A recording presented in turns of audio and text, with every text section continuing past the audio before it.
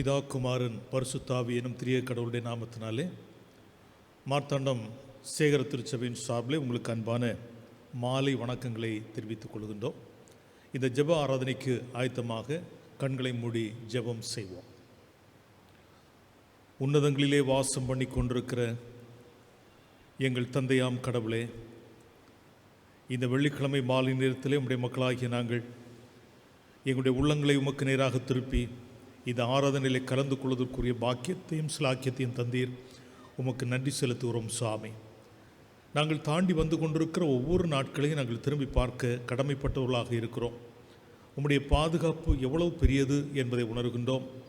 நீர் எவ்வளவு நல்ல கடவுள் என்பதை உணர்ந்து பார்த்து உமக்கு நன்றி செலுத்துகிறோம் சுவாமி.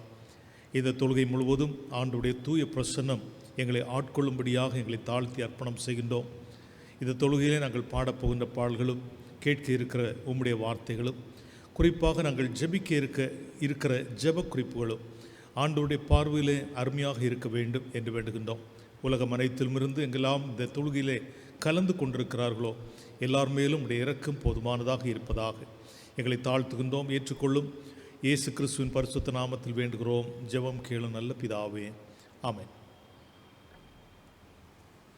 நம்ம எல்லாருக்கும் நன்றாக தெரிந்திருக்கிற ஒரு பாடலை நாம் இருக்கின்ற இடங்களிலே கரங்களை தட்டி பாடுவோம். மகிழ் கீதங்கள் பாடல் புஸ்தகங்கள் இருந்தால் 194வது பாடல் இயேசுவே உம் நாமத்தினால் என்கிற பாடல் கரங்களை தட்டி பாடுவோம்.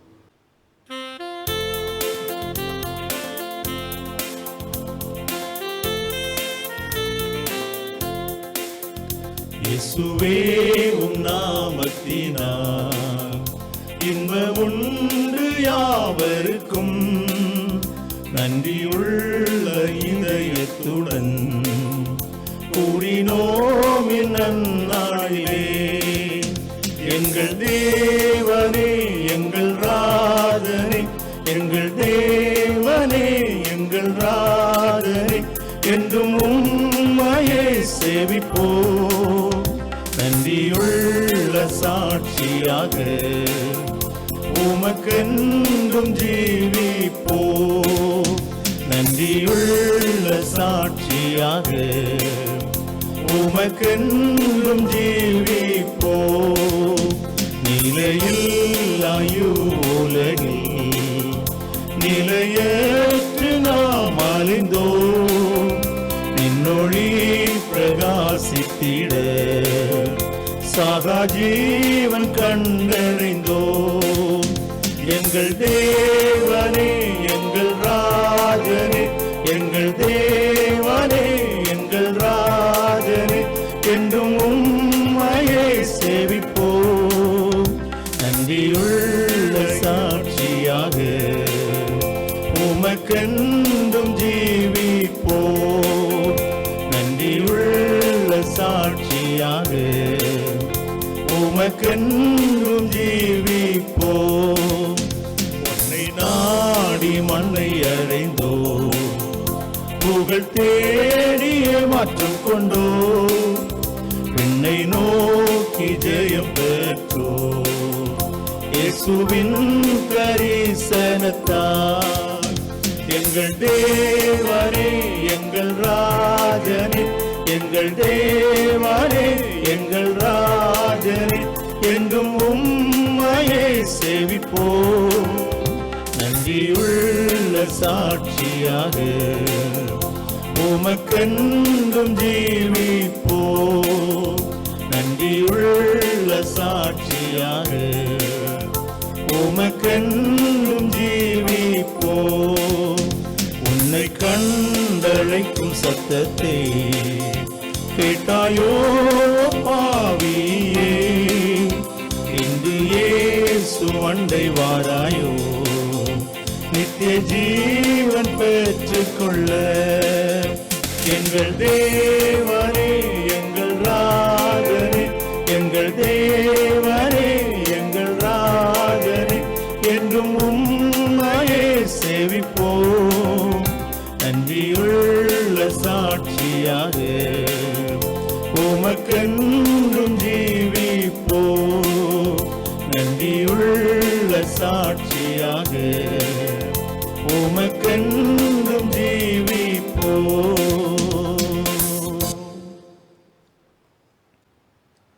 நாளுக்குரிய திருமறை பகுதியை இப்போது படிக்க கேட்கலாம்.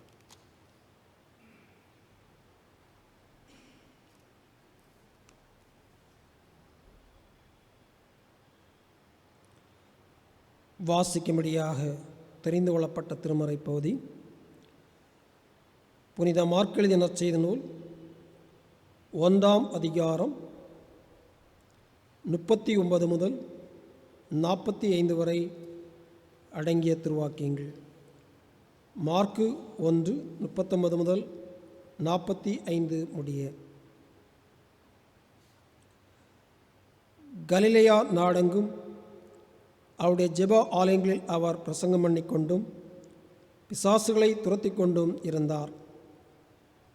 அப்பொழுது குஷ்டரோகி ஒருவன் அவரிடத்தில் வந்து அவர் முன்பாக முழங்கால் படியிட்டு, உமக்கு சுத்தமானால் என்னை சுத்தமாக்க உம்மால் ஆகும் என்று வேண்டிக் கொண்டான்.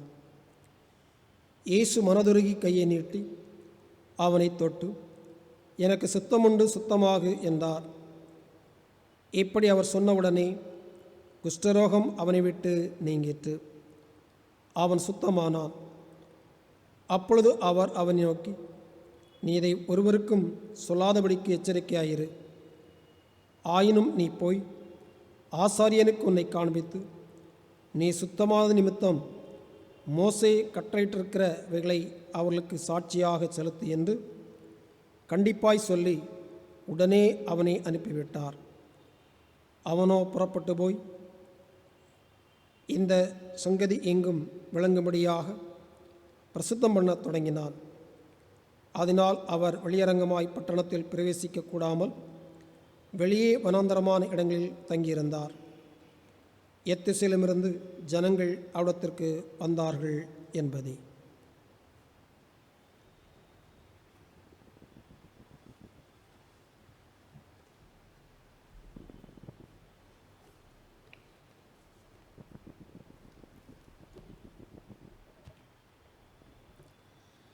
ஆண்டவராகிய இயேசு கிறிஸ்துவுக்குள் மிக அன்புமிக்கவர்களே,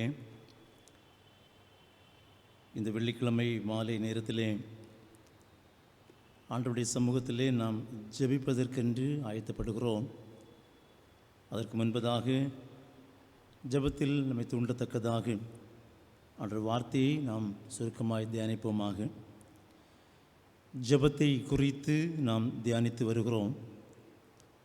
கருத்து செறிவுள்ள பல சுருக்க ஜெபங்கள் திருமறையிலே இடம்பெற்றிருக்கிறது என்றும், அந்த ஜெபங்கள் ஒருவேளை சுருக்கமானதாக இருந்தாலும் அது பெருக்கமான ஆசீர்வாதங்களை கொண்டு வந்திருக்கிறது, இன்னும் வருகிறது என்பதை திருமறையிலே நம் அடையாளம் காண்கிறோம்.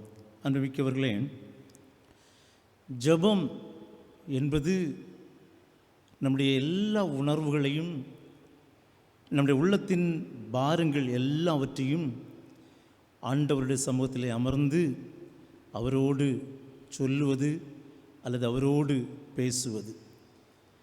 நம்முடைய ஜெபங்களிலே பொதுவாக உள்ளான உணர்வின் தாக்கங்கள் பொதுவாக அதிகமாய் இருப்பதை நாம் காண முடியும். நம்முடைய அன்றாட வாழ்க்கையிலே ஜெபம் என்பது நம்முடைய உணர்வோடு இணைந்து போன ஒன்று. ஒரு ஜெபம் இப்படித்தான் இருக்க வேண்டும் என்கிற சட்டத்திட்டம் முறை ஒன்றும் இல்லை, ஒரு குறிப்பிட்ட அமைப்பு அது ஒன்று கிடையாது. ஆனால் ஒரு 4 காரியங்கள் ஜெபத்தில் கட்டாயமாக இருக்க வேண்டும் என்பதை நாம் அறிகிறோம். துதித்தல் அல்லது போற்றுதல் ஜெபத்தில் கட்டாயமாக இருக்க வேண்டும். நாம் பொதுவாய் அதை நாம் கடைபிடிப்பது வழக்கம். அதே போல் பாவ அறிக்கை என்பது நம்முடைய ஜெபத்தில் பொதுவாக இருக்கும். ஆண்டவர் நமக்கு செய்த நன்மைகளுக்காக ஆண்டவருக்கு நன்றி சொல்லுவது நம்முடைய ஜெபங்களில் இருக்கும். நம்முடைய தேவைகளை ஆண்டவரிடத்தில் சொல்லுவதும் இந்த ஜெபங்களில் இணைந்து போகும். இந்த 4 காரியங்களையும் ஆங்கிலத்திலே மிக அழகாக சொல்லுவார்கள். அடோரேஷன் என்பார்கள், கன்ஃபஷன் என்பார்கள், தேங்க்ஸ் கிவிங் என்பார்கள், சப்ளிகேஷன்ஸ் என்பார்கள். இந்த 4 ஆங்கில வார்த்தைகளுடைய முதல் எழுத்துக்கள், அதாவது அடோரேஷனுடைய ஏ, கன்ஃபஷனுடைய சி, தேங்க்ஸ் கிவிங்கினுடைய டி, சப்ளிகேஷனுடைய எஸ், இந்த 4 வார்த்தையும் சேர்த்து ஆக்ட்ஸ் என்று சொல்லுவார்கள். இந்த ஜெபத்திலே இந்த ஆக்ட்ஸ் என்பது மிக மிக மிக மிக முக்கியமானது. காரணம், இந்த ஜெபம் என்பது நம் ஆண்டவரோடு பேசுகிற போது அந்த ஆக்ட்ஸ் என்பதற்கு தமிழிலே நாம் சொல்லுகிற விளக்கம் செயல்கள், செயல்முறை என்று நாம் சொல்லுவோம். அதையோடு தொடர்ந்து உடைய வார்த்தை தான் ஆக்ஷன் என்கிற வார்த்தை. ஒரு ஜெபத்தை ஆண்டவருடைய சமூகத்திலே நாம் சொல்லும்போது அதிலே செயல்படுதல் அல்லது செயல்கள் என்பது மிக மிக முக்கியமானது. வேதாகமத்திலே அப்போஸ்தலருடைய நடபடிகள் என்கிற புத்தகத்தை நாம் வாசிக்கிறோம். அப்போஸ்தலர்களுடைய செயல்பாடுகளை குறித்து அந்த புத்தகம் சொல்லுகிற போது அதை ஆக்ட்ஸ் என்று சொல்லுவோம், ACTS என்று சொல்லுவோம்.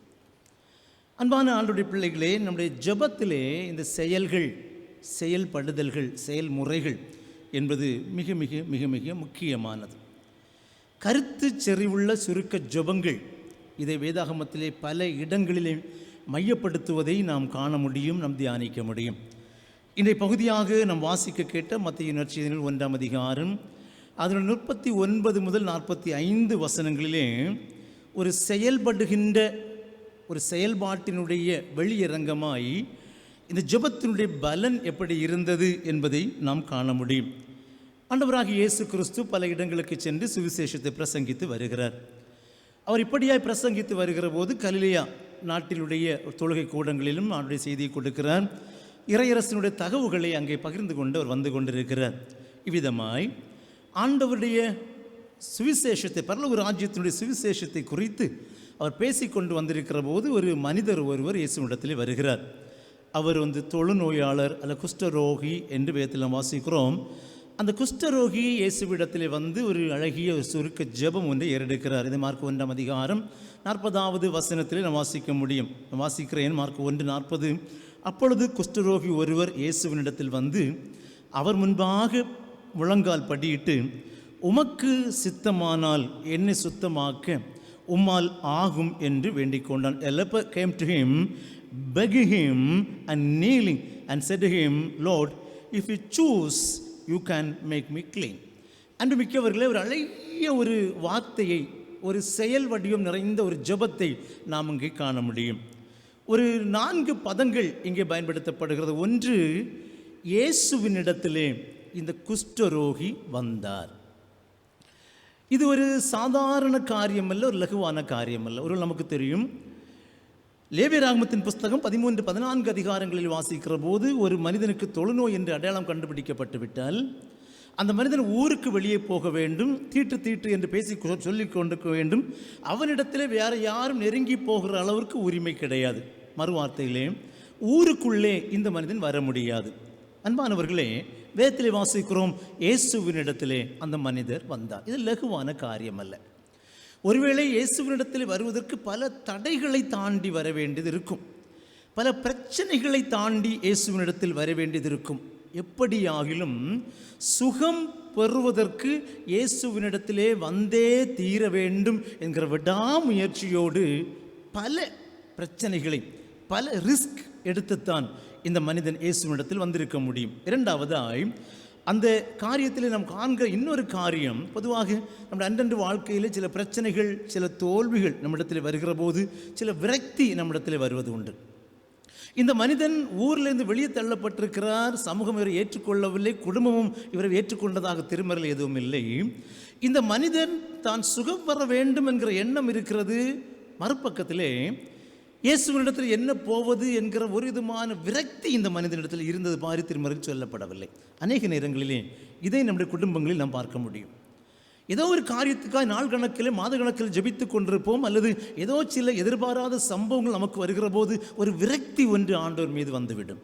என்ன ஜெபம் பண்ணி என்னத்தை கிடச்சி, அதனால் என்ன பலன், ஆண்டவர் இருக்கிறாரா, ஒரு கண்ணு தெரியலையா என்கிற விரக்தி வருவது உண்டு. சமூகத்திலே புறக்கணிக்கப்பட்டிருக்கிற இந்த மனுஷன் தனக்கு இருக்கிற பிரச்சனை ஒரு விரக்தியாக பார்க்கவில்லை.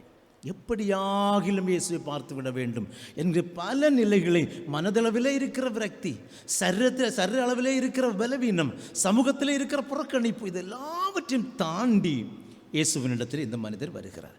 அங்கே ஒரு பெரிய செயல் திட்டத்தை நாம் பார்க்க முடியும். இரண்டாவதாக இந்த வசனத்திலே மார்க் எழுதும் போது எழுதுகிறார், அவர் முழங்கால் படியிட்டார். முழங்கால் படியிட்டார். ஏதோ தூரத்திலே முழங்கால் படியிட்டதாக வேதாகமத்தில் சொல்லப்படவில்லை. வேதத்தில் வாசிக்கிறோம், அவர் தொடுகிற அளவிற்கு இயேசு தொடுகிற அளவிற்கு அருகாமையில் வந்து ஒரு முழங்கால் படியிட்டு நிற்கிறார். பொதுவாக இந்த முழங்கால் படியிடுதல் என்பது ஒரு தாழ்மையினுடைய அடையாளம். தனக்கு இருக்கிற எல்லாவற்றையும் மறந்து எல்லாம் ஒன்றுமில்லை என்பதை உணர்ந்து சரணாகதி அடைந்து விடுகிற ஒரு நிலைமைத்தான் இந்த முழங்கால் படியிடுதல் நாம் என்று சொல்லுவோம். நாம் பொதுவாக ஆலயங்களிலே முழங்கால் படியிடுவதுண்டு, ஜபங்களிலே முழங்கால் படியிடுவதுண்டு.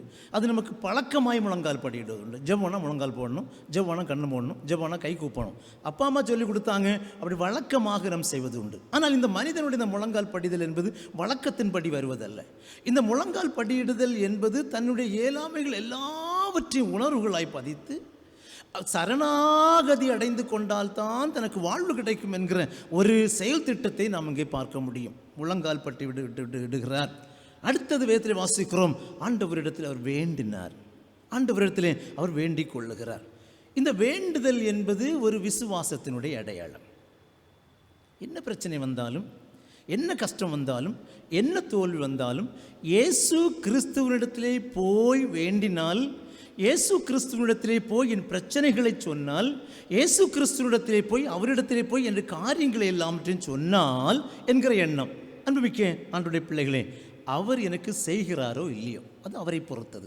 ஆனால் அவரிடத்திலே போய் வேண்ட வேண்டியது என்னுடைய வேலை, அவரிடத்தில் போய் சொல்ல வேண்டியது என்னுடைய வேலை. இத்தனை கடினங்களை தாண்டி, இத்தனை ஒரு பிரச்சனைகளை தாண்டித்தான் ஒரு செயல் வடிவத்திலே இயேசுவினிடத்தில் இந்த மனிதர் வந்து இந்த காரியத்தை சொல்லுகிறார். அவர் இயேசுவினிடத்தில் வந்துகிற வேண்டுகிற வேண்டல் தான் என்ன? உமக்கு சுத்தமானால் என்னை சுத்தமாக்க உம்மால் ஆகும். மறு வார்த்தையில் சொல்ல போனால், நீர் விரும்பினால் என் நோயை நீக்க உம்மால் முடியும். அன்பான ஆண்டவருடைய பிள்ளைகளே, ஒரு அழகிய ஒரு வார்த்தையை இங்கே அவர் வைக்கிறார். ஆண்டவரே, நீர் விரும்பினால் என் நோயை குணமாக்க உம்மால் முடியும். அப்படியானால் அவர் சொல்லுகிற அழகிய ஒரு வார்த்தை, ஆண்டவரே, என் கஷ்டமெல்லாம் நீங்க வேண்டும் என்று நீர் விரும்பினால். எனக்கு கஷ்டம் இருக்கிறது, சமூகம் என்னை புறக்கணித்திருக்கிறது, என் குடும்பம் என்னை அங்கீகரிக்கவில்லை, என் சரீரத்தில் பலவீனம் இருக்கிறது, ஒரு விதமான உள்ள சோர்வு இருக்கிறது, ஏன் தான் வாழுகிறேனோ, ஒரு இத்து போன சடலத்தோடு ஏன் தான் அந்த பூமியில் வாழுகிறேனோ என்கிற எனக்குள்ளே பல பிரச்சனைகள் இருக்கிறது. இத்தகைய நிலையிலே நான் சுகம் பெற வேண்டும் என்று நீர் விரும்பினால், ஒருவேளை என் வாழ்க்கை இப்படி போய்ப்படுகிற இந்த நேரத்திலே நீர் என்னை குறித்து என்ன திட்டம் வைத்திருக்கிறீர் என்பது எனக்கு தெரியாது. ஆனால் எனக்கு ஒரு திட்டம் இருக்கிறது, எனக்கு ஒரு ஆசை இருக்கிறது, எனக்கு ஒரு விருப்பம் இருக்கிறது, நான் சுகம் பெற வேண்டும் என்று. ஆனால் என்னுடைய ஆசையை, என்னுடைய விருப்பத்தை, என்னுடைய தேவையை கட்டாயமாய் நீர் செய்துத்தான் முடித்து விட வேண்டும் என்று நான் உம்மிடத்தில் பிடிவாதமாய் நிற்கவில்லை. அவன் சொல்லுகிறார், ஆண்டவரே, நீர் விரும்பினால், நான் இந்த நிலையிலிருந்து சுகம் பெற வேண்டும் என்று விரும்பினால் இது நீங்கட்டும். ஆக இது என் விருப்பம் அல்ல, உம்முடைய விருப்பமே என்று சொல்லிவிடுகிறார். அன்பான ஆண்டவருடைய பிள்ளைகளே, இந்த ஒரு தொழுநோயாளருடைய, குஷ்டரோகியுடைய ஜெபம் நமக்கு அநேக உண்மைகளை சொல்லி தருகிறது. யோவான் 4ஆம் அதிகாரம் 34ஆம் வசனத்திலே இயேசு சொன்ன அழகிய ஒரு வார்த்தை இங்கே உண்டு. இயேசு அவர்களை நோக்கி, நான் என்னை அனுப்பினருடைய சித்தத்தின்படி செய்து அவருடைய கிரியைகளை முடிப்பதே என் போஜனம் என்று அழகிய ஒரு வார்த்தையை சொல்லுகிறார். அவர் என்ன சொல்லுகிறார்? என்னை அனுப்பின பிதா ஒருவர் உண்டு, என்னை அனுப்பின பிதாவின் சித்தத்தின்படி நான் செய்வதே என் போஜனம் அல்லது என் உணவு என்று சொல்லுகிறார். உணவில் தான் உயிர் இருக்கிறது என்பது நமக்கு தெரியும். உறவின் அடையாளமாக உணவை பரிமாறுவார்கள். ஒரு திருமண வீட்டிலே, ஒரு பிறந்தநாள் வீட்டிலே, ஒரு பாலுகாய்ப்பு வீட்டிலே உணவு பரிமாறுவார்கள். இந்த உணவு பரிமாறுவது உறவின் அடையாளம். இங்கே வேதத்தில் வாசிக்கிறோம், நான் ஆண்டவருக்கென்று செய்கிற ஒரு உறவின் வெளிப்பாடு என்ன? அவருடைய சித்தத்தின்படி நான் செய்வது. ஆக எங்களுக்குள் இருக்கிற உறவு சரி செய்யப்பட வேண்டுமேயானால் அவர் சித்தத்தை நாம் செய்ய வேண்டும். மார்க் 6:9-13 வசனங்களில் இயேசு அழகாய் ஒரு ஜெபிக்க சொல்லிக் கொடுக்கிறார். அந்த பரமண்டல ஜெபத்தில் அழகான ஒரு வார்த்தை உண்டு. உம் சித்தம் பரமண்டலங்களில் செய்யப்படுவது போல பூமியிலும் செய்யப்படுவதாக. அப்படியானால் இயேசு ஆணித்தரமாக சொல்லித் தருகிற ஒரு காரியம், ஒரு மனிதனுக்கு நன்மை பெறுவதும், ஒரு மனிதனுடைய ஜெபங்கள் கேட்கப்படுவதும் கேட்கப்படாததும் அந்த மனிதனுடைய பிடிவாத குணத்தில் அல்ல, ஆண்டவர் அந்த மனிதனுக்கு என்ன செய்ய வேண்டும் என்று விரும்புகிறாரோ அதை ஆண்டவர் செய்ய அனுமதிப்பது. மத்தேயு 7:21 இயேசு ஆணித்தரமாக அழகிய ஒரு வார்த்தையை சொல்லுவார், பரலோகத்தில் இருக்கிற பிதாவின் சித்தத்தின்படி செய்கிறவனே பரலோக ராஜ்யத்தில் பிரவேசிப்பானே அல்லாமல் என்ன நோக்கி கர்த்தாவே கர்த்தாவே என்று சொல்லுகிற பிரவேசிப்பதில்லை. அப்படின்னா ஒரு மனிதனுடைய ஜெபம் எல்லாம் சும்மா சத்தம் போட்டுட்டு இருந்தால் ஆண்டவர் கேட்பார் என்பது அல்ல. அவர் என்ன சொல்லுகிறார்? பரலோகத்தினுடைய பிதாவின் சித்தத்தின்படி ஒரு மனிதன் வாழ்வானேயானால், பரலோகத்தின் பிதா அவனை குறித்து என்ன நோக்கம் வைத்திருக்கிறாரோ அந்த நோக்கத்தை அவன் செயல்படுத்துவானேயானால் ஆண்டவர் நம்முடைய ஜெபத்தை கேட்பாராம். அன்பான ஆண்டவருடைய பிள்ளைகளே, வார்த்தையினால் மட்டும் வந்து விடுவதில்லை ஜெபத்தினுடைய பலன். ஏதோ கேட்டுவிட்டனாலே சொல்லிவிட்டனாலே கிடைத்து விடுவதுடைய பலன் அல்ல ஜெபம். ஜெபம் என்பது செயல் வடிவத்தில் வெளியாக்கம் பெற வேண்டும். சும்மா ஆண்டவரே ஆண்டவரே என்று சொல்லி சத்தம் போட்டு விட்டால் மட்டும் நம்முடைய ஜெபங்கள் கேட்கப்பட்டு விடும் என்பது பொருள் அல்ல. ஆனால் அந்த ஜெபம் ஆண்டவருடைய சமூகத்திலே போய் சேரத்தக்கதாக ஆண்டவருடைய மனமும் நமது மனமும் ஒன்றிணையப்பட வேண்டும், ஒன்று சேரப்பட வேண்டும். அப்பொழுதுதான் நம்முடைய ஜெபங்கள் கேட்கப்படும். இந்த தொழுநோய் அழகிய ஒரு வார்த்தை சொல்லுகிறேன், ஆண்டவரே நான் என் விருப்பத்தை நான் உமது விருப்பத்துக்கு ஏற்ப மாற்றி விடுகிறேன். என் விருப்பமும் உமது விருப்பமும் இப்போ ஒன்றாக இணைந்து போகிறது. நான் சித்தத்திற்கு கொடுத்து விடுகிறேன். சித்தம் என்கிற ஒன்று இருக்கிறது. என்னுடைய விருப்பம் உம்முடைய விருப்பமாயிருக்கிறது. உம்முடைய விருப்பம் என்னோடு கூட இணைந்து விடுகிறது. உம்முடைய சித்தமும் நான் உம்மிடத்தில் சமர்ப்பணம் செய்வதும் ஒன்றோடு இணைந்து போகிற போது தான் அதனுடைய பலன் கிடைக்கிறது. வாகனங்களை நாம் பார்த்துருக்கிறோம். அந்த வாகனத்தில் ஃப்ரண்டில் 2 வீல் இருக்கிறது என்றால் ஒரு வீல் ஒரு பக்கமாகவும் ஒரு வீல் இன்னொரு பக்கமாகவும் போனால் போக வேண்டிய இடத்தை சென்று சேர முடியாது. ஏர் உழுவதை நாம் பார்த்துருக்கிறோம். ஒரு மாடு ஒரு பக்கம் இழுத்து இன்னொரு மாடு இன்னொரு பக்கமாக இழுத்தால் நிச்சயமாக அந்த வயல் உழப்படாது. ஜெபம் என்பது கேட்கிற மனிதனுடைய உள் உணர்வுகளும் அதனுடைய பலத்தை கொடுக்கிற ஆண்டோடைய உள் உணர்வுகளும் ஒன்றோடு ஒன்று இணைக்கப்பட வேண்டும். தாவீதை குறித்து நமக்கு தெரியும். தாவீது ஒருவேளை ஆண்டவருக்கு பிரியமில்லாத பல தவறுகளை செய்தவர் தான், பல குற்றங்களை செய்தவர் தான், ஆண்டவருக்கு பிரியமில்லாத காரியங்களை செய்தவர் தான். ஆனால் தாவீதுடைய வாழ்க்கை குறித்து பார்க்கிறோம். அப்போஸ்தலர் நடபடிகள் 13ஆம் அதிகாரம் 36வது வசனத்தை குறித்து வேதத்தில் எழுதப்பட்டிருக்கிறது. தாவீது தன் காலத்திலே தேவனுடைய சித்தத்தின்படி அவருக்கு ஊழியம் செய்த பின்பு நித்திரையடைந்து தன் பிதாக்களிடத்திலே சேர்க்கப்பட்டார். தாவீதினுடைய இருதயமும் ஆண்டவருடைய இருதயம் ஒன்றாக இருந்தது. ஆகவே தான் தாவீதை குறித்து ஆண்டவர் சொல்லும்போது சொன்னார், தாவீதை என் இதயத்திற்கு ஏற்றவனாய் கண்டேன். We are traveling in the same boat. இரண்டும் ஒன்றாக போகிறது. என்னுடைய இருதயமும் தாவீதினுடைய இருதயமும் ஒன்றாக இருந்தது. என் இதயத்திற்கு ஒத்து போகிறவனாக கண்டேன். அன்பான ஆண்டவருடைய பிள்ளைகளே, பல காரியங்களை ஆண்டவருடைய சமூகத்தில் நாம் ஜெபிக்கிறோம். நிச்சயமாக அவர் சர்வ வல்லமை படைத்தவர், நாம் சாதாரண படைப்பார்கள். இந்த பூமியிலே நாம் ஆண்டவருடைய சமூகத்தில் ஆண்டவரே எனக்கு விருப்பத்தின்படி நீர் உம்முடைய விருப்பத்தை மாற்றிக்கொள்ளும் என்று கேட்பதற்கு நமக்கு அதிகாரமே கிடையாது. ஆண்டவர் அருமையை அனுமதிக்கவும் மாட்டார். நாம் ஒன்று செய்து கொள்ளலாம், ஆண்டவருடைய விருப்பத்திற்கு ஏற்ப நம்முடைய உள்ளங்களையும் நம்முடைய நிலைகளையும் மாற்றிக்கொள்ளுகிற போது ரெண்டும் ஒன்றாக அது பயணம் செய்யும். ரெண்டும் ஒன்றாக பயணம் செய்துகிற போது ஆண்டவர் சுகம் கொடுக்க முடியும். இங்கே இந்த தொழுநோயாளியுடைய இருதயமும் சர்வமல்லை பொருத்தி ஆண்டவராக இயேசு கிறிஸ்துடைய இருதயமும் ஒன்றாய் இணைந்து போனது. இந்த 2 இருதயமும் ஒன்றாய் இணைந்து போன உடனே அங்கே என்ன நடக்கிறது? செயலாக்கம் நடந்து விடுகிறது. மார்க் 1ஆம் அதிகாரம் 41ஆம் வசனத்திலே வாசிக்கிறோம், இயேசு மனதுருகினார். He was moved with pity. இயேசு மனதுருகினார். அந்த மனிதன் மீது பரிவு கொண்டார், அந்த மனிதன் மீது பரிதாப கொண்டார். இயேசு தம்முடைய கையை நீட்டினார் என்று வாசிக்கிறோம். இயேசுவின் கையை நீட்டுதல் என்பது பல அடையாளங்களை கொண்டது. ஒருவேளை நமக்கு தெரியும், காற்றும் கடலும் சீறிக்கொண்டிருந்த போது இயேசு கையை நீட்டி இறையாதை அமைதலா என்று இருந்தார். அது அதிகாரத்திற்கு கையை நீட்டியது. ஆனால் இங்கே இந்த தொழுநோயாளர் சமூகத்தில் புறக்கணிக்கப்பட்ட இந்த தொழுநோயாளின் மீது இயேசு கையை நீட்டுவது அதிகாரத்தில் அல்ல, மாறாக அணைப்பதற்கு, அதை சேர்த்து கொள்வதற்கு, தன்னுடைய இருதயத்தோடு அந்த மனிதனை இணைத்துக் கொள்வதற்கு, என்னுடைய விருப்பம் அல்லவோ உன்னுடைய விருப்பம் என்கிற அந்த செய்தியினை சொல்வதற்கு. ஆகவே உன்னுடைய இருதயமும் என்னுடைய இருதயம் ஒன்றோடு செல்வதற்கு மறுபடியினாலே நீ என்னோடு இணைந்து கொள், நான் உன்னோடு இணைந்து கொள்ளுகிறேன். இயேசு அவனுடைய தொட்டார். இயேசுவின் கரமும் அந்த மனிதனுடைய சரீரம் ஒன்றோடு ஒன்று தொடப்பட்டது, ஒன்றோடு ஒன்று இணையப்பட்டது. இயேசு சொன்னார், எனக்கு சித்தம் உண்டு, சுத்தமாக. அன்பான ஆண்டவருடைய பிள்ளைகளே, இந்த மனிதனுடைய ஜெபம் செயல் வடிவத்திலே இயேசுவிடத்திலே போனது. இயேசுவுடைய செயல்படுதலும் இயேசுவுடைய குணமாக்குதலும் செயல் வடிவத்திலே தான் இந்த மனிதனிடத்திலே வருகிறது என்பதை நாம் பார்க்கிறோம். வேதாகமத்திலே இந்த செய்தியை இந்த மனிதன் சொன்ன உடனே இயேசு அவரை தொட்டு குணப்படுத்தினார் என்கிற நிலையிலே ஒருபடி மேலே நாம் சிந்திக்கிற போது வேதத்தில் வாசிக்கிறோம், அந்த நோய் இயேசுவின் அதிகாரத்திற்கு கீழ்ப்பட்டது. அந்த நோய் அவரை விட்டு போய்விட்டது. அந்த நோய் தீர்ந்து விட்டது, அவர் சுகமாகி விட்டார். அப்படியானால் அந்த நோய் இந்த மனிதனிடத்திலிருந்து அகற்றப்பட்டது.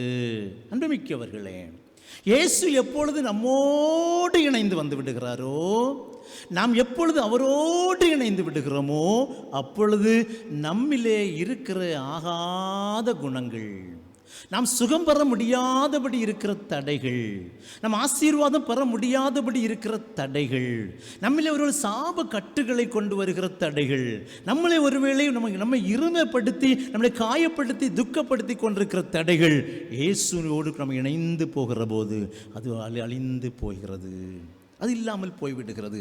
அந்த மனிதன் சுகம் பெற்ற வேதத்தில் வாசிக்கிறோம், இம்மிடியட்லி என்கிற ஆங்கில வார்த்தை சொல்லப்பட்டிருக்கிறது, உடனே அவன் சுகம் பெற்றான். அன்பான ஆண்டவருடைய பிள்ளைகளே, ஆண்டவருடைய சமூகத்தில் நாம் ஜெபிப்பதற்கென்று வருகிறோம். நம்முடைய ஜெப குறிப்புகள் எத்தது என்பது நாம் சிந்திப்போம். நம்முடைய ஜெப குறிப்புகளும் நம்முடைய தேவைகளும் ஆண்டவரிடத்தில் நாம் எதிர்பார்க்கிற எதிர்பார்ப்புகளும் நம்மை குறித்த அவருடைய நோக்கங்களும் ஒன்றோடு ஒன்று இணைந்து போகிறதா? நிச்சயமாய். அப்படி ஒருவேளை அவர் நம்மளை வைத்திருக்கிற திட்டத்தோடு நம்முடைய வேண்டுதல் இணைந்து போகுமேயானால் நிச்சயமாய் ஆண்டவர் நம்மளை செயல்படுவதற்கு, நம்முடைய ஜெபங்கள் கேட்கப்படுவதற்கு, நம்முடைய ஜெபங்களுக்கு பரிகாரங்களை பெற்றுக்கொள்வதற்கு ஏற்ற ஜெபமாய் அது இருக்க முடியும். வேதத்தில் இன்னொரு வார்த்தை சொன்னார், வீண் வார்த்தைகளை அலப்புகிற ஒரு ஜெபமாக அது இருக்குமேயானால் அதற்கு பரிகாரம் பதில் என்பது இருக்கவே இருக்காது. அன்புமிக்கவர்களே, ஜெபிக்க போகிறோம்.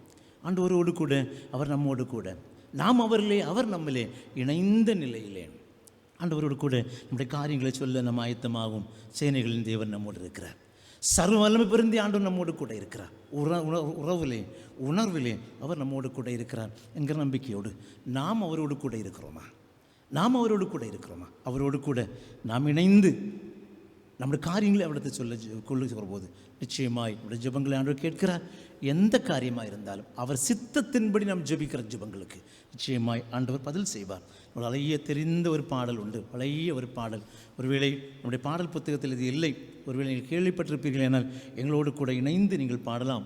சேனைகளின் தேவன் நம்மோடு இருக்கின்றார், நல்லவர் அவர் வல்லவர், அடைக்கல மானவர். எரிகோ போன்ற சோதனைகள் எதிரிட்டு வந்தாலும் தகர்த்திடுவார், நுறுக்கிடுவார், ஜெயத்தை தந்திடுவார். இந்த பாடலை நம் அனைவரும் ஜெபத்துக்கு சொல்வதற்கு முன்பதாக இணைந்து பாடுகிறோம். சேனைகளின் தேவன் நம்மோடு இருக்கிறார்.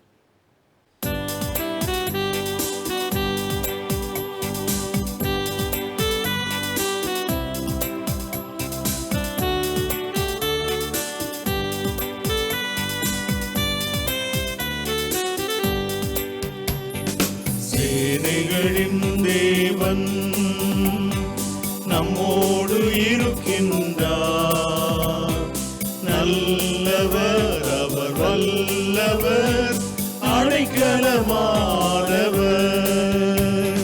சேனைகளின் தேவன் எரிகோ போன்ற சோதனைகள் எதிரிட்டு வந்தாலும் தகர்த்திடுவார், நொறுக்கிடுவார், ஜெயத்தை தந்திடுவார், ஜெயத்தை தந்திடுவார்.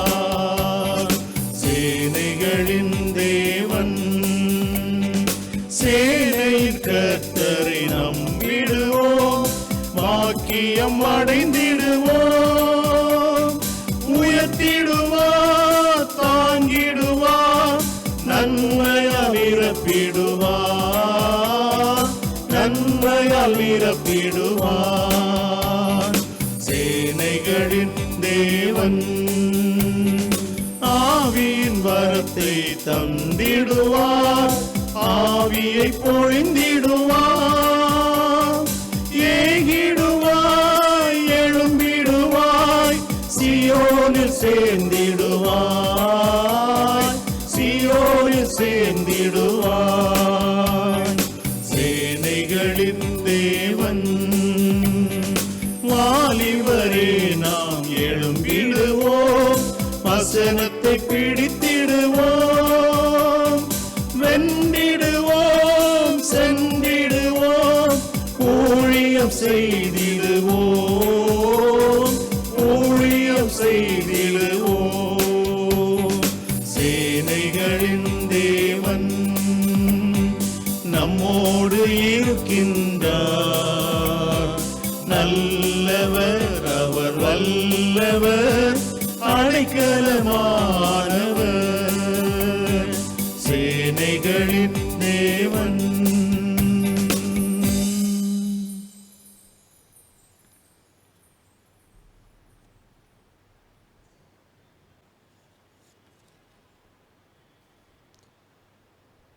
அன்பிற்குரியவர்களே, தொடர்ந்து நாம் பல விண்ணப்பங்களுக்காக ஜெபிக்க கடமைப்பட்டுள்ளோம். நாம் செய்தியில் கேட்ட வண்ணமாக அவரின் திட்டத்தோடு நம்முடைய ஜெபம் இணைகின்ற பொழுது விண்ணப்பங்கள் அங்கீகாரமுடையதாக அமையும் என்பதை நாம் உணர்ந்தோம். ஆகவே ஒரு கணம் ஆண்டவருடைய திட்டத்தை உணர்வோம், நம்முடைய ஜெபங்களின் சாராம்சங்களையும் உணர்வோம். இப்பொழுதும் நாம் பல்வேறு விண்ணப்பங்களை விண்ணப்பிப்பதற்கு முன்பதாக நம்மை நாம் உணர நாம் கடமைப்பட்டுள்ளோம். நாம் அனைவரும் குறைவுள்ளவர்கள், குற்றம் நிறைந்தவர்கள், தகுதியற்றவர்கள். தன் பாவங்களை மறைக்கிறவன் வாழ்வடைய மாட்டான், அவளை அறிக்கை செய்து விட்டுகிறவனோ இரக்கம் பெறுவான் என்று திருமறை கூறுகிறது. ஆகவே நம்மை நாம் உணர்வோம். நமக்கு இருக்கிற பிரதான ஆசிரியர் நம்மை போல் சோதிக்கப்பட்டவர், பாவமில்லாதவர், நம்மை அங்கீகாரப்படுத்துகின்றவர். ஆகவே ஒரு கணம் கடந்த கால தவறுகளை உணர்வோம். அதனாலே நாம் வாழ்க்கையிலே கலங்கின கலக்கங்கள், பதட்டங்கள், இவைகளெல்லாம் நாம் உணர்வோம். அமைதியான நிலையிலே இருக்கின்ற இடத்திலே நம்முடைய தவறுகளை உணர்ந்து ஆண்டவரிடத்திலே நம் உணர்வுகளை நாம் அர்ப்பணிப்போம். கலங்கினேன் நீரன்னை கண்டீர், பதறினேன் நீரன்னை பார்த்தீர். கலங்கினேன் நீரன்னை கண்டீர், பதறினேன் நீரன்னை பார்த்தீர். கல்வாரியின் நன்றி வந்தேன், பாவம் தீரதான் அழுதேன். கல்வாரியின் நன்றி வந்தேன், பாவம் தீரதான் அழுதேன். பாதை தெரியாத ஆட்டை போல அலைந்தேன் உலகிலே. நல்ல நேசராக வந்து என்னை மீட்டீரே. நல்ல நேசராக வந்து என்னை மீட்டீரே. பாதை தெரியாமல் அலைந்த நம்மை ஆண்டவர் அங்கீகரித்திருக்கின்றார், நம்மோடு இடைப்பட்டு கொண்டிருக்கிறார் என்ற உணர்தலோடு தொடர்ந்து ஒவ்வொரு விண்ணப்பங்களுக்காக நாம் அவிடத்தில் வேண்டக்க நாம் கடமைப்பட்டுள்ளோம். தற்கால சூழலை திகிலும் பயமும் வேதனையும் பதட்டம் நிறைந்த ஒரு சூழ்நிலையாக காணப்படுகிறது. யாருக்கு என்ன நேரிடும் என்ற கேள்விக்குறியானது ஒவ்வொரு உள்ளங்களோடும் இருக்கிறது. கொரோனா வைரஸினுடைய பாதிப்பினாலே நாம் பெற்றிருக்கின்ற தடமாற்றங்களும் பயமும் திகிலும் நீங்க ஆண்டவரை நோக்கி பார்க்க நாம் கடமைப்பட்டுள்ளோம். ஒருவேளை நாம் செய்த தவற்றின் அடிப்படையில் இது அனுமதிக்கப்பட்டிருக்கலாம், அல்லது மற்ற நிலையிலும் அனுமதிக்கப்பட்டிருக்கலாம். எந்நிலையாக இருந்தாலும் ஆண்டவரை நோக்கி பார்த்து கதற நாம் கடமைப்பட்டுள்ளோம். நாளுக்கு நாள் அநேகர் பாதிப்படைத்துக் கொண்டிருக்கின்றார்கள். அநேகர் உலக வாழ்வை விட்டு சென்று கொண்டிருக்கின்றார்கள். அநேகர் என்ன செய்யலாம் என்று தடுமாறுகின்றார்கள்.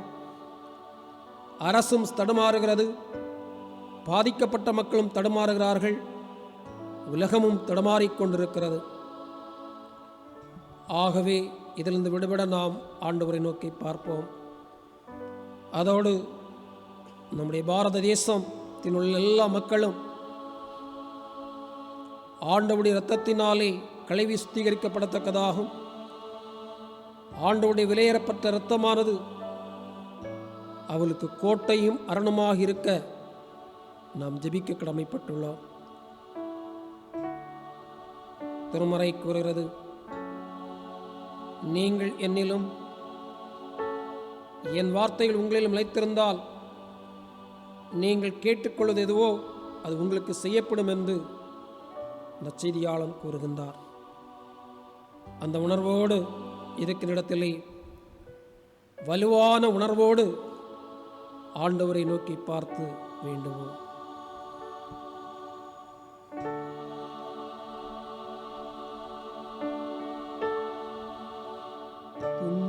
துன்பங்கள் யாவும் நீக்குவேன், தோளின் மேல் தூக்கி சுமப்பேன் என்ற வாக்கு மாறினாதவர்.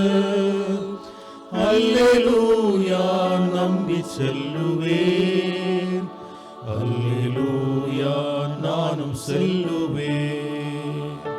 ஜெய கிறிஸ்து முன் செல்கிறார், எனக்காக யாவும் செய்யவே. முசுக்கட்டை செடியின் துணி ஜெயம் ஜெயம் என்று கூறுது.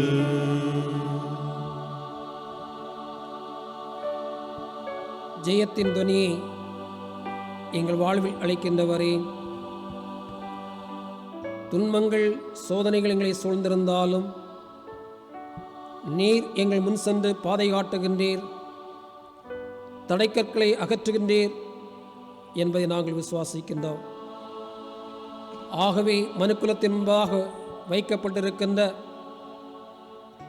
இந்த கொரோனா வைரஸினுடைய பாதிப்பும் பீதியும் எங்களை விட்டு அகற்றப்படத்தக்கதாக துணை செய்வீராக. முழு உலகமும் இதிலிருந்து விடுபடத்தக்கதாக துணை செய்ய வேண்டும் என்று வேண்டி செய்கிறோம். நாளுக்கு நாள் எங்கள் பாரத தேசத்திலே கொரோனா தொற்றினுடைய பாதிப்பு அதித்து விரித்துக் கொண்டிருக்கிறது. இந்த நிலை தடுத்து நிறுத்தப்படத்தக்கதாக துணை செய்வீராக. எங்கள் பாரத தேசத்தினுடைய 138 கோடி மக்களுடைய வாழ்விலும் நம்முடைய விலையேறப்பட்ட இரத்தமானது தெளிக்கப்பட்டு பரிசுத்தப்படுத்தப்பட வேண்டும் என்று வேண்டி செய்கிறோம். அதோடு நம்முடைய விலையேறப்பட்ட இரத்தத்தினுடைய வல்லமையினாலே எல்லா கற்றுகளும் அகற்றப்படத்தக்கதாக துணை செய்ய வேண்டும் என்று வேண்டி செய்கிறோம். தொடர்ந்து ஒரு நல்லதொரு சூழலை இந்தளிப்பீராக. இந்த கொரோனா தொற்றுடைய பாதிப்பினாலே பாதிக்கப்பட்ட மக்களுக்கு பணிபடை ஆற்றுகின்ற அனைத்து உள்ளங்களோடு குடைந்து செயலாற்றும்.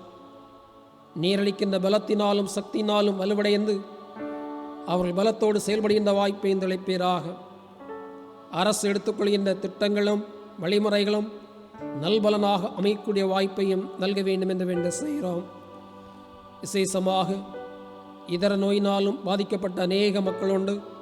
அந்த மக்களுடைய வாழ்வும் செழிப்படையத்தக்கதாக துணை செய்யும், நல்ல விடுதலை காணத்தக்கதாகவும் துணை செய்வீராக. இயேசு கிறிஸ்துவில் வேண்ட செய்கிற நல்ல பிதாவே, ஆ. தொடர்ந்து நாம் இந்த நாளுடைய கொரோனா வைரஸ் பாதிப்பினாலே பல மக்கள் பாதிப்படைந்திருக்கிறதை நாம் அறிவோம். நம்முடைய சிறியோர் முதல் பெரியோர் வரை, குறிப்பாக பள்ளிக்கு செல்கின்ற பிள்ளைகள், கல்லூரிக்கு செல்கின்ற பிள்ளைகள் மற்றும் தொழில் ரீதியான பயிற்சிக்கு செல்கின்ற பிள்ளைகள் வாழ்வானது பல தடைகளை ஏற்படுத்தி கொண்டிருக்கிறதை நாம் அறிவோம். கொரோனா வைரஸினாலே கல்விக்கூடங்கள் திறக்கப்படவில்லை. கல்வியில் ஒரு தடைக்கல்லாக காணப்படுகிறது. தொழிலும் ஒரு தடைக்கல்லாக காணப்படுகிறது. வேலைவாய்ப்பிலும் இது ஒரு தடைக்கல்லாக காணப்படுகிறது. வளர்ச்சிப்படியிலும் இது ஒரு தடைக்கல்லாக காணப்படுகிறது. நம்முடைய விவசாயத்திலும் ஒரு தடைக்கல்லாக காணப்படுகிறது. இன்னும் பல்வேறு துறைகளிலும் பல்வேறு சூழலிலும் தடைக்கல்லாக காணப்படுகிறது. விசேஷமாக பொருளாதார தடைக்கல்லாக இது காணப்படுகிறது.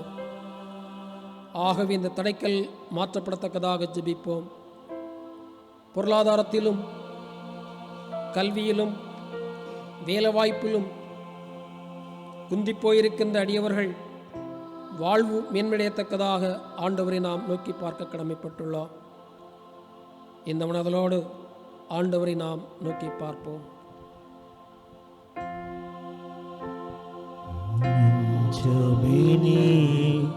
அஞ்சிடாதே, தஞ்சம் இயேசுவின் அரணே, தம் ஜனத்தை சீக்கிரமாய் தம்முடன் சேர்த்துக் கொள்வார்.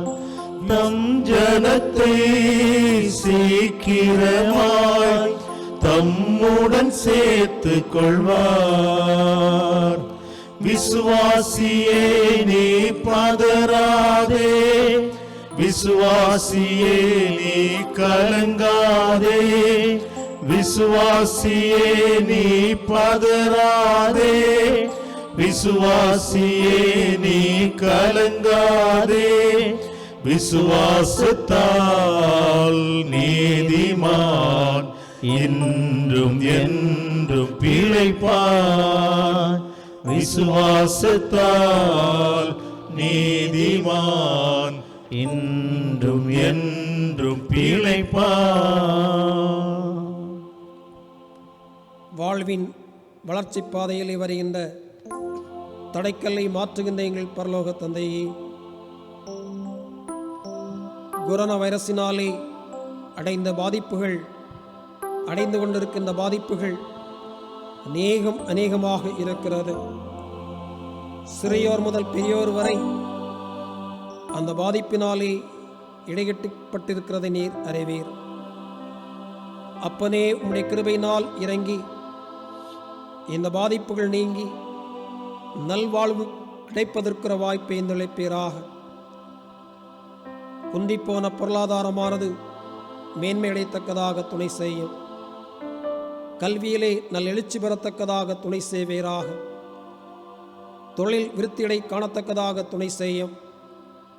அதே போல இன்னும் பல்வேறு துறைகளே கண்ட தோல்வி நிலைகள் மாற்றப்பட்டு நல்ல முன்னேற்றமான பங்குகளை ஆண்டவர் இந்தளிப்பீராக. தொடர்ச்சியாக உம்முடைய சித்தத்தையும் திட்டத்தையும் உணர்ந்து அதன் அடிப்படையிலே வருங்கால சந்ததியும் செல்லக்கூடிய வாய்ப்பையும் நல்க வேண்டும் என்று வேண்டு செய்கிறோம். இயேசு கிறிஸ்துவில் வேண்டு செய்கிற நல்ல பிதாவே, ஆமென். இந்த நாட்களிலும் நம்முடைய திருச்சபைகள் அடைபட்டு கிடக்கின்றன. நாட்டினுடைய நிறுவனங்கள் பல அடைபட்டு கிடக்கின்றன.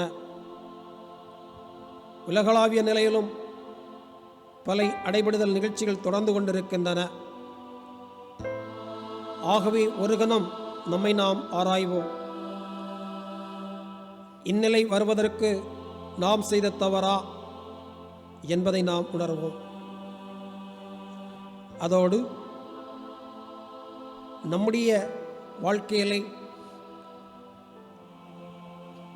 நாம் செய்த தவற்றை உணர்ந்து ஒரு புதிய நிலைக்கு நேராக செல்ல நாம் ஆயத்தப்படுத்த நாம் கடமைப்பட்டுள்ளோம்.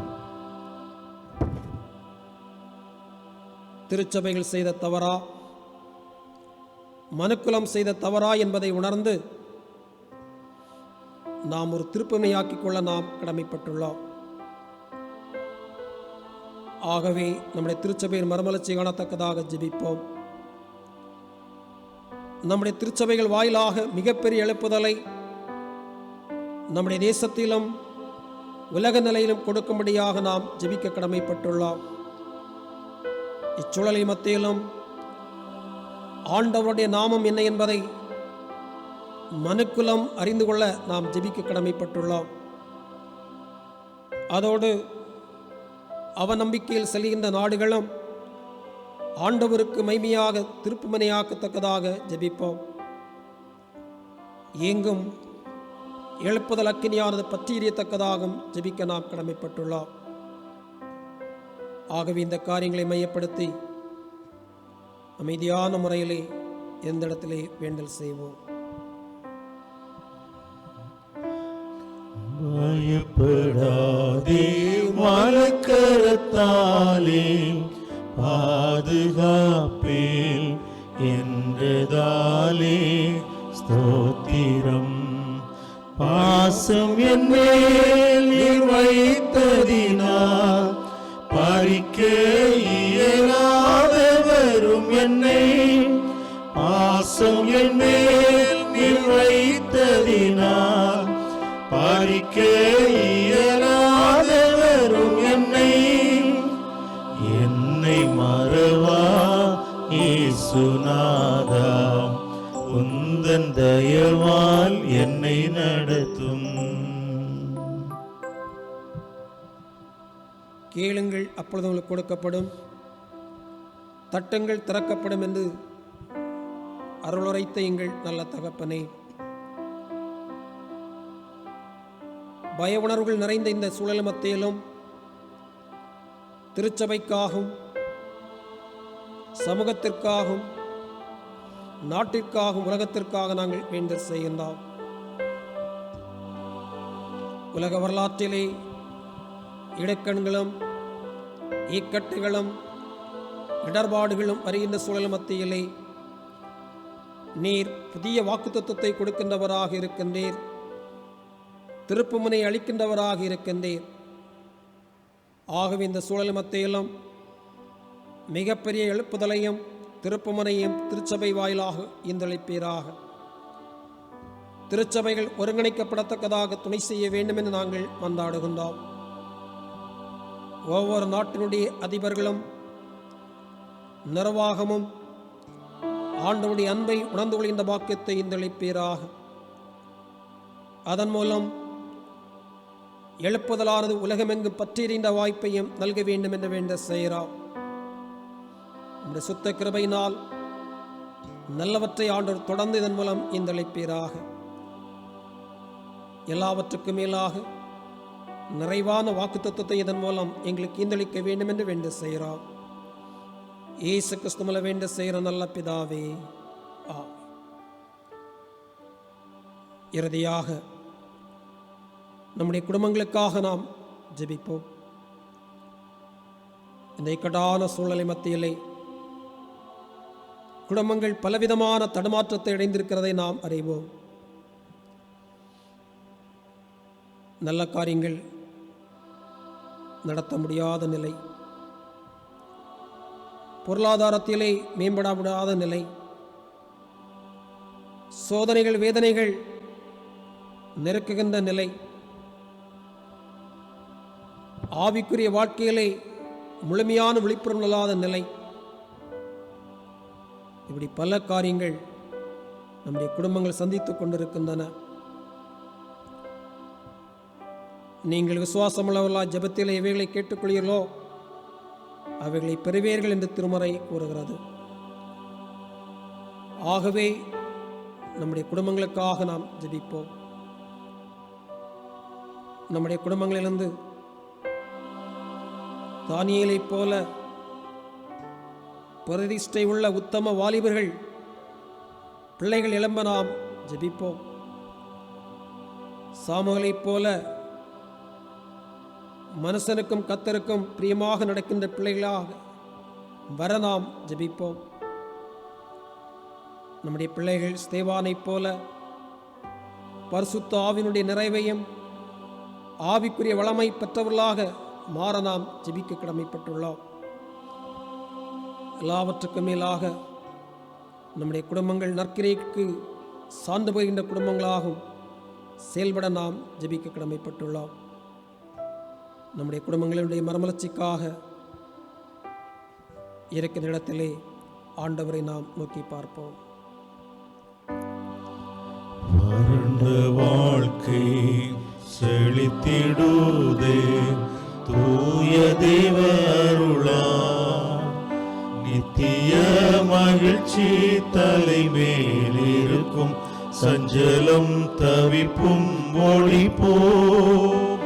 இந்த தேவன் என்றென்றுமுள்ள சதா காலமும் நமது தேவன், மரண பரியந்தம் நம்மை நடத்திடுவார். அநாதி தேவன் உன் அடைக்கலமே, அவர் நித்திய புயங்களும் ஆதாரமே. அநாதி தேவன் உன் அடைக்கலமே, அவர் நித்திய புயங்களும் ஆதாரமே. பரிசுத்தமுள்ள எங்கள் ஆண்டவரே, இவ்வளவு நேரமும் நாங்கள் எங்களுடைய மனக்குமுறல்களை உம்மிடத்திலே சொல்லும்படி நீர் தருணம் தந்தமைக்காக உமக்கு நன்றி செலுத்துகின்றோம். நாங்கள் உம்முடைய சித்தத்துக்கு உட்பட்டு எங்களுடைய விண்ணப்பங்களை உம்முடைய சமூகத்தில் வைக்கின்ற போது நீர் அவைகளை ஏற்றுக்கொண்டு எங்களுக்கு மறுபதில் தருகின்றீர் என்பதை நாங்கள் சிந்தித்தோம். அதன்படி நாங்கள் ஜெபித்திருக்கிறோம். சாமி, நாங்கள் ஜெபித்த ஜெப குறிப்புகளை எல்லாம் ஆண்டவருடைய சமூகத்தில் ஏற்றுக்கொண்டு சீக்கிரமே எங்களுக்கு பதில் தர வேண்டும் என்று மிகுந்த தாழ்மையோடு வேண்டி நிற்கிறோம். குறிப்பாக அச்சம் நிறைந்த பயம் நிறைந்த ஒரு நடுக்கமான ஒரு சூழலிலே நாங்கள் கடந்து போய் கொண்டிருக்கிறோம். சாமி, யாருக்கு என்ன நிகழும், எப்போது நிகழும் என்று தெரியாதபடி நாங்கள் திகைத்து தடுமாறி கொண்டிருக்கிற ஒரு காலகட்டத்திலே வாழ்கின்றோம். ஆண்டவரே, இந்த பயங்கர சூழல் எங்களை விட்டு மாறிப்போய் உலகம் கண்டிராத ஒரு இருண்ட காலத்தை விட்டு வெளிச்சமான காலத்துக்கு நேராய் நாங்கள் கடந்து செல்லும்படி எங்களுக்கு அருள் தர வேண்டும் என்று வேண்டுகிறோம். உம்முடைய நாமத்தினாலே ஒரு புதிய உலகம் உருவாகத்தக்கதாகவும் ஆண்டவரே நீர் அருள் தாரும் என்று வேண்டுகிறோம். இந்த இரவு நேரத்திலே நாங்கள் நித்திரைக்கு போகின்றோம். ஆண்டவர் நல்ல நித்திரை தருவீராக, நல்ல இளைப்பாறுதலை தருவீராக. உமக்கு சித்தமானால் ஒரு புதிய நாளை எங்களுடைய ஆயுசு நாட்களோடு சுதந்திரித்து கொண்டு நாளை தினத்தின் பணிகளுக்குள்ளாக நாங்கள் பிரவேசிக்க எங்களுக்கு கிருபை செய்யும். ஆண்டுடைய கிருபைக்குள்ளாக எங்களை மறைத்து கொள்ளும். எங்களை தாழ்த்தி உம்முடைய கரங்களிலே தருகிறோம். நீரே ஏற்று வழி நடத்தும். இயேசு கிறிஸ்துவ நாமத்தில் வேண்டுகிறோம். ஜெபம் கேள நல்ல பிதாவே.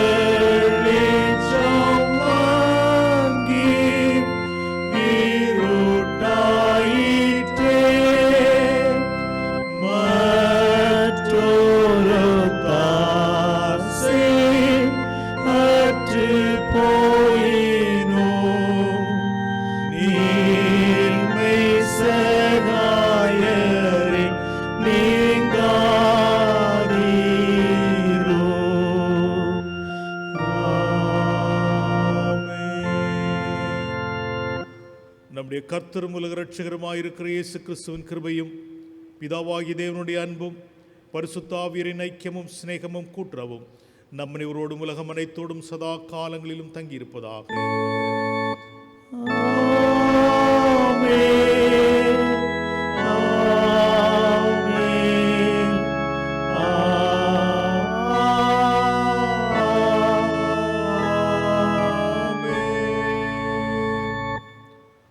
ஆண்டுடைய தூய பிரசன்னமும் கிருபையும் பாதுகாப்போம் உங்கள் அனைவரோடு கூட இந்த இரவு முழுவதும் கூட தங்கியிருப்பதாக.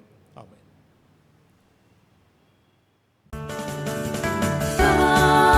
சஞ்சலத்தை நீக்க நண்பர் தானுண்டே, பாவபாரம் தீர்ந்து